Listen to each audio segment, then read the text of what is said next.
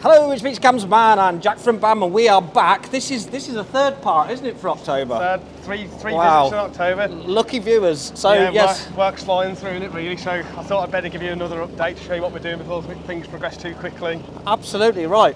Wow, it's like I'm walking onto a different site. I know. So obviously we've got the link bridge on the right hand side. I'll come onto that in a moment. First of all, I'll just explain to you what's happening in front of us now. So over the past kind of, 2 weeks really, we've been putting the blocks on the front wall where our temporary channel was. Yeah. So we've cut the temporary channel back out, put all the blocks in which support the L units, which you can start to see in front of us now. Yeah. And then we started filling up this area a little bit more. So probably about another 300 mil to go on top of this and level, and that will be it to finish level then. And then all this area will be granite sets. That's what's currently shown on the plans at the moment. Brilliant. So you can see now where we started the perimeter wall L unit. So that's Yeah. tying everything back into section A, tying section A back into section B, which is from the top of the ramp there going down. Yeah. You can see the lads there just lifting in the corner piece. We've been waiting on that one to arrive for probably about 2 weeks now. So they're just landing that at the moment, levelling it up, positioning it in, and that ties the two sections together then. So it's a bit of a bespoke unit that is, and it's took quite a long time for us to cast everything. Yeah. So we're leaving a gap in the middle to allow machine access in and out. The only reason for that really is because some of the viewers have probably seen on the cameras over the last week or two really as we've been coming back into spring tides, that this area has just took a big pounding in some of the rough tides that we've been experiencing lately. Yeah. And it's been washing all of our armour away, and there's no real safe place to leave the machines other than on here and on the other side of the basin. So that will be the last thing to do in this section, And yeah. and that pretty much will be the last thing to do before we leave the job. So we'll close up the end there. We're going to surface as much as we can out to that end, and then when the boat comes in to pick up the machine, on the day the boat comes in, we'll drop the 3 units in and then get rid of the machine and complete the remainder of the work from this section. Brilliant.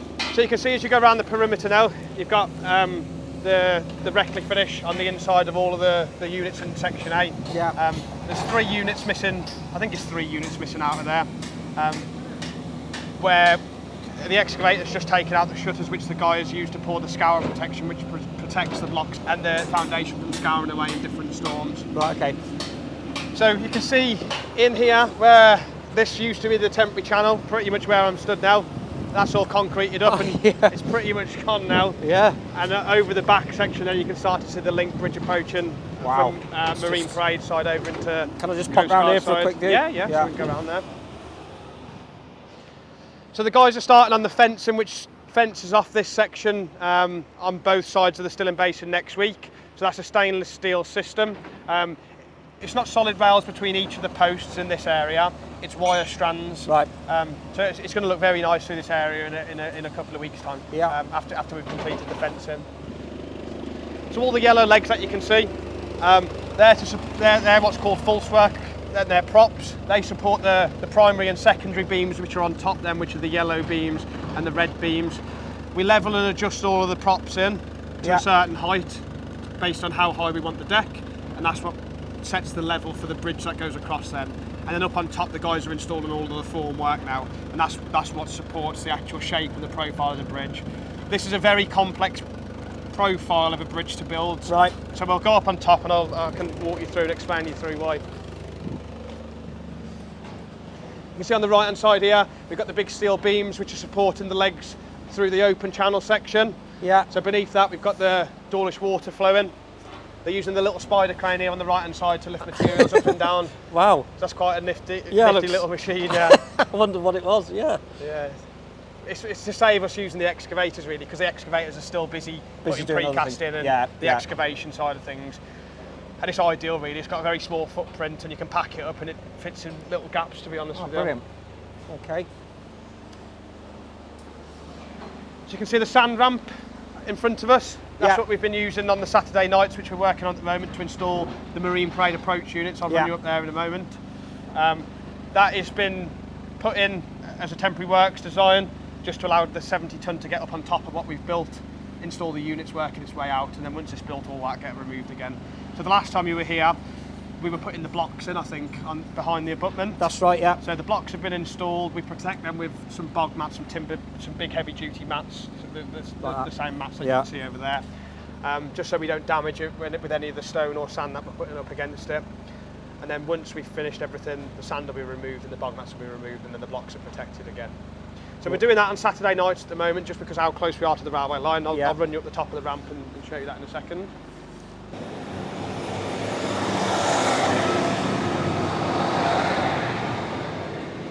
So as you can see, we're working very close to the railway line now. So all the lifts are done from the seaward side, so there's no chance of any lifting operations going onto the railway line. Yeah. You can see in front of us now the formwork that the guys have started to produce. So you've got the two edge shutters in front of us. They've got adjustable props on the back to allow you to get the verticality of the shutter correct. Yeah. So you've got Paul, our engineer, working over there in the background. He's checking all the levels with the laser level that you can see there, and he uses the total station to check the position of the shutters as they're installing them. Okay. So you can start to see the profile of the bridge which the guys are forming now. The timber work down here below. There's no consistent cross section through this bridge, so it's a very geometrically difficult shape to achieve in ply, really. But the guys are doing a very good job of it. So they've been on the form work in here for about a week. They're probably going to finish it up on, I'd say, Monday now, and the guys will start fixing the reinforcement in here then. So all the reinforcement joins the pier that you can see over there, the projecting reinforcement over there, to the abutment reinforcement that you can see behind us there. Okay, yeah. And then basically you'll be stood walking over this bridge at roughly the level that the camera's at now. Okay. And then this has stainless steel fencing that goes down both sides. You can see the edge, it's got a bit of a cambered edge that you can see around the top. Like I said, there's no consistent cross section as you go through there. So trying to fix everything together out of a 1.2 by 2.4 piece of ply. So the guys undertaking these specific works are called bots. Yeah. That we subcontracted the package out to them. They're the same company who built the abutments and the piers. Right. Okay. And then Paul, the engineer, he's one of our engineers who works directly for us. So I think we were stood under this one, wasn't it? Under this in your last video. Oh no, it was that one over there. Oh, that's right. Yeah, the one before was this one. So in the last video, we were discussing. That's right. That pier being poured over there. Oh wow. So yeah, it's progressed rapidly. Flying along. As you walk around the edge now, you can kind of get an overview of the two areas. So you've got the left-hand side of the ceiling basin over there. Other than the structural slabs which tie the L units together that the guys are putting in over there, all the structural work is done over there, and the three units that are missing. Yeah. And on the right-hand side, that's all the steel work which is going to be coming up onto the deck that goes into the actual deck itself down there. Yeah. That'll be getting lifted up over the weekend in the possession, and the guys will start installing that from probably about Tuesday onwards. Wow. Again, the gap on the right-hand side is going to stay there pretty much right until we're just about to leave, just to allow access in with the machines, and also for us to store one machine. So we're going to store the 20 tonne over one side and the 70 tonne over the other. We've had some seriously high tides lately, haven't we? Yeah, yeah. I think it's the equinox tides. Is it? Right, yeah. So you get them in March and September, October, and that's where you get the bigger spring tides, and also pretty much no movement when there's neap tides. Yeah. So normally we don't like neap tides, but in this particular instance we do. Absolutely. So you can see the 20 tonne working away in the background. That's just digging out the shutters for the scour protection, which was put in front of the blocks, like I explained when we were down there earlier. Yeah. And we are due to start the eel ramp, which is that section at the front that we've missed out. Yeah. We're due to start that in about 2 to 3 weeks' time when the precast units turn up. Ah, you have those other units in place now that you're waiting for from Ireland? Yeah, yeah. So they were, all of that was measured up. There's one bar which needs cutting down and grouting in down there that you can see. But other than that, that section of the open channel, apart from the eel ramp, is finished. Wow. Ready to go. So you can see on the floor now, they ply out the deck first with a non-faced ply, and then that's the bottom profile of what the deck will be. Yeah. There's going to be lighting which runs through the middle of that on each of the spans. Yeah. Carry on, Paul. Come on, mate. Yeah. Don't let us get in your way. So there's going to be lighting which runs down the middle of that channel on all 3 spans, so it'll be lit up underneath. Oh, that'd be nice. Yeah, like a bit of a strip lighting. There wasn't any lighting previously under any of the 3 spans of those. I think there's some. There's some on that one side. Yeah. We put some additional lighting in as part of the marine frame. Right, yeah. Oh wow. So yeah, and then you can see through here now. the kind of arched effect that's formed in the ply work. Yeah. So this is what we're going to see underneath, isn't it? Once Yeah, it's all, yeah. Once all this set. gets stripped out. Yeah. Wow, it's going to look amazing. So every piece of timber that you can see at every 300mm centre there is cut individually and angled individually to form that span, and so the ply forms that profile. So once they install the ply, they put sealant in between all the joints, sealant above all the nail holes, so that nothing replicates through into the concrete as it's poured. Yeah. Because what we don't want to do is have to kind of cut anything back or grind anything back. No. So they're forming everything and smoothing everything down before they land the steel work. Because once you land the steel work, that's it, you've got no opportunity to kind of go back in there. Wow. So like I say, steel work should start probably Tuesday onwards, and then that will tie back into the marine parade interface then. So I'll just take you back down the deck, and then I'll take you up the ramp. So we produced this sand ramp to allow us to temporarily gain access onto the top of the marine parade blocks. So we've been installing these in the possession. So the 70-ton drive's up here where we're walking along now. Yeah. He turns and slews at the top. We do have to close a section of the marine parade that you can see down there. That's because we have to push the sand ramp a bit further out to allow him to slew round on this corner. Okay. So that's why we close it we've been closing it over the Saturday night possessions at the moment. So we temporarily block access down onto the beach, but it's normally only overnight. So we scrape everything back off and clear everything back off, ready for people to use it back on Sunday day then. So the 70-tonner comes up. We've got the 3-tonner up here as well. That's been breaking down the existing railway wall that you can see on the right-hand side. Yeah. Probably from about where I'm stood here now, we don't have to break out any of the boundary wall. Okay. That's because the unit's basically line into the edge of where the bridge is up there. Right, So all of this section remains in. Once the 3-tonners broke out the existing wall and cut it back, we then install the L units, which you can see here.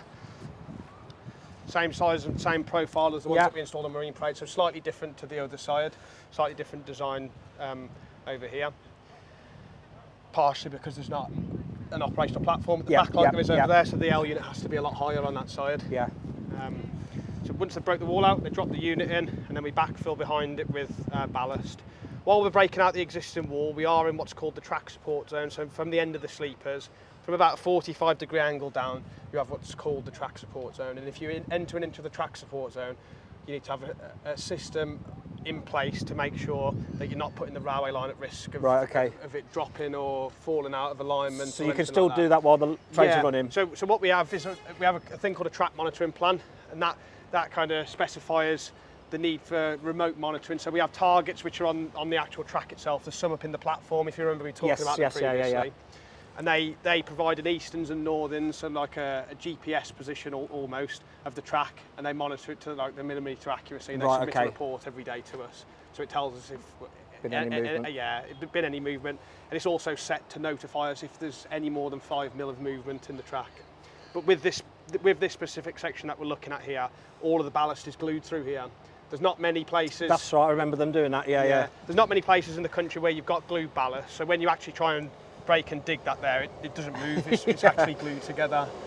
It is quite difficult to work with, but it's because prior to us starting, the wall was really low through this section, and in a storm, the waves would come over and it would wash prior to them gluing it. It would wash the ballast back out. It was a regular job fixing it. So they had constant maintenance issues with actually keeping the ballast in place. Now you've got that boundary wall and the retaining wall that we've put in through this section. Obviously, it's a lot higher. Yeah. And it stops any of the ballast washing out, so we don't have to glue the section that we put back in round the back. Brilliant. On the left-hand side, we've installed full recurve units. We've got 6 recurve units to arrive from Ireland, and other than that, and the eel ramp precast, that's the only units that we haven't got on site. Oh wow! Yeah. And was there steps here before? Yeah, yes, so that's right. And then there's another set here, wasn't there? Yeah, so you can see the brickwork which we've broken out where the steps used to be to come up into here. Yeah. And there's some key clamp handrail, and you've got the dowel bars there where the steps were tied into. Yeah. They were removed to allow us to get these units in on the end. Okay. And then there was another set of stairs round about where that tower light is in the distance. Yeah. So I'm hoping this weekend we've got a Saturday night possession. We're also doing some de-veg work on phase 4, getting ready to do the engineering inspections on the cliff to allow us to start producing the design solutions over there. So we've got a possession on for here, and we've got a possession on for phase 4. and we'll be working through Saturday night for about 8 or 9 hours in the possession on both of those. Brilliant. Yes, if you're liking this video, just click subscribe below, because that will inform you when me and Jack make any more videos in the future. And there's also Neil's Dawlish Beach Camps page, where you can join up to and subscribe as a member, where I post more regular updates and more information. Yep, so there'll be a link in the description, and join us there. So the channel is filling up a little bit at the moment. That's primarily because we're keeping so much material in front of the wall to protect us, and what we're finding is our own protection is basically washing back up the stream. So when we have finished all of these works and when we remove everything, the actual beach and sand level is much lower than the level that we're working with at the moment. So you won't get as much the kind of bigger material washing back up here, and the channel's a self-cleansing channel, so if any sand does wash back out of here, it'll wash back out the stream. So from up here now you can see where the lads have just dropped that last unit in, and it's joined section B into section A. It's really starting to take shape now, isn't it? Yeah. Only the last thing to do in there, other than the structural slabs, the granite sets and the benches. But you know, fair play to everyone that's worked on it so far. Yeah. They've done an absolutely amazing job, and you know, very proud myself to be working on it, to be honest. Indeed, mate. Yeah. As we walk down now, we've got the guys starting the granite sets. We've been delayed by this a little bit because of the weather. We've just had on and off rain for 2 weeks now. So they've had a couple of dry days this week where they've started. I think they started in the afternoon yesterday in the end. I don't think we're able to see much at the minute because they've got it all covered up, because we're expecting a shower in a couple of hours. I think the guys are near enough packing up, ready to go home now. But the guys have started laying the granite sets through this section. This is probably going to take about a week and a bit to complete up on top here. Yeah. And then I'll take you down into the lift shaft now, and then we can see where we've been breaking down. Cool. How you doing, you right? Yeah.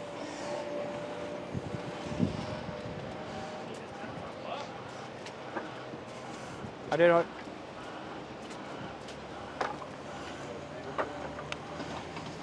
So I've seen a few questions about. One of the questions was how do we get concrete and who mixes it?